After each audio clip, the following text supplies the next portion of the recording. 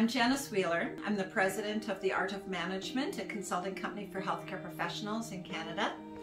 And I thought we would talk about the stress of indecision today and how to overcome it.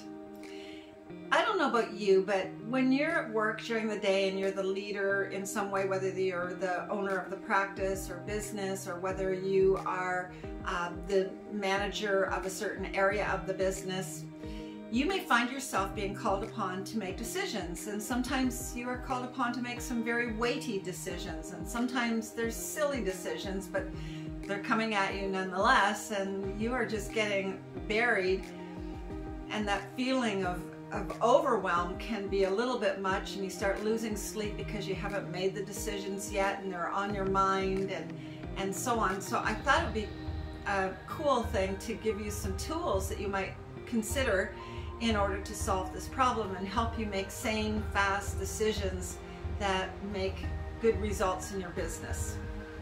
So the first one is, what is the time of day where you are best able to make decisions? Have you ever noticed that? Like in the morning, some people are just not morning people, and trying to get them to decide anything when they haven't had their first coffee or had 5 coffees or whatever. You want to actually find for yourself what's your best time of day when you are functioning at high level. It might be in the afternoon or it might be in the evening. On the other side of it, some people are functioning awesome in the morning, and by the evening they're like a piece of wet noodle when it comes to making decisions. So that would be a bad time for that person to make decisions. So choose your time of day, notice for yourself what works best for you, and then set up some time during that period where you function best and make your decisions at that time. Now there's another factor, and that is, where is the best place to actually make decisions? Like, these are very funny topics, but I have found that these really help if you work them out. So where is an important question. If you're at work and people are bouncing all over the place and phone calls are coming at you fast and furious and so on, that's not a good time to try and make a sane, rational decision, right? So what you need to do is set up a time when it is in your time zone to make decisions, but set up a place then where you can go and do this. Maybe it's going out to the local cafe and sitting in a corner and take your notepad with you or your computer with you. Perhaps it's at the end of the day when you have finished everything and everybody's out of your way, no more phone calls, no more people. Now's a good time, set aside a half hour at that time zone. So find a place where it works for you, where it's quiet and you can focus. The next one is, who should you involve in decision making? I know a lot of executives, when they are asked to make something that seems like a very important decision, they often go around and ask everybody and their brother in the office what they think should be done. And that can actually be a problem, because you can get a lot of wild opinions from people and too many opinions, where you can't actually sort your way through what would be the right answer out of all of that. Or you could get split decisions where half the people say you should do it this way and half the people say you should do it that way. I call it the split decision syndrome. And it is much better if you are in charge of an area for you to rationally work your way through what would be the best decision and make it, and then announce it, and then get it done and carried out and see the results. All right. The next one would be, collect the facts before you make a decision. Have you ever noticed sometimes that you're trying to figure out something, you're trying to figure it out, and you just don't have enough data to make the decision on, like, well, what would happen if I decided this way? What would happen if I decided that way? So quite often, on major decisions at least, you will need to take some time to collect all the facts regarding that particular decision that you're being asked to make. Another thing is looking at the big picture, like your long-term goals, rather than the small picture, because what you decide might be suitable for right this minute, but it'll sabotage your longer-term plans. So have a look at the big picture as well as the small picture, thinking your way through it before you make a final decision. Now, another thing is people think, oh, you have to decide right now and we have to guess whether it's going to work or not. I mean, there are some things I know in my company where we go, I wonder if that will work or not. You know what the answer is? Try it out for a couple of weeks. Actually put it into action and try it out, and then assess the results at the end of the 2 weeks. That way you haven't wasted a lot of time and effort, but you will feel more comfortable that you have made the right decision whether to go ahead with it after all or whether to scrap it and go with something different. So that's a good way of testing out your decision without making a major move.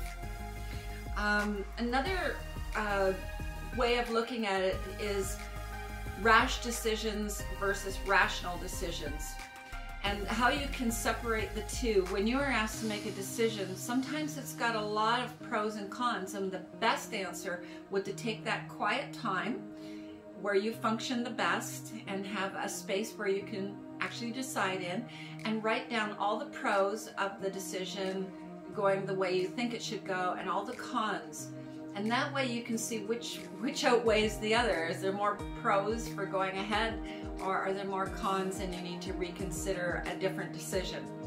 So that's another helpful tip for you.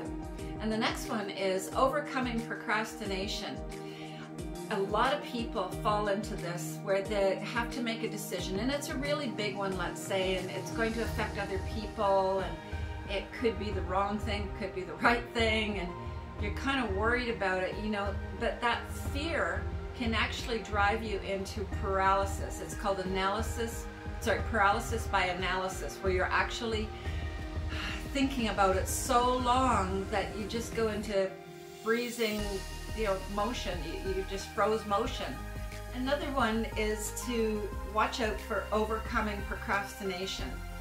Sometimes when you have to make a very major decision and it's really got a lot of parts to it and can affect a lot of people, you can go into paralysis by analysis, where you take so long analyzing it back and forth without collecting any more data or anything that would help you out, and you're just trying to think it, and you spend days thinking it and worrying about it and so on.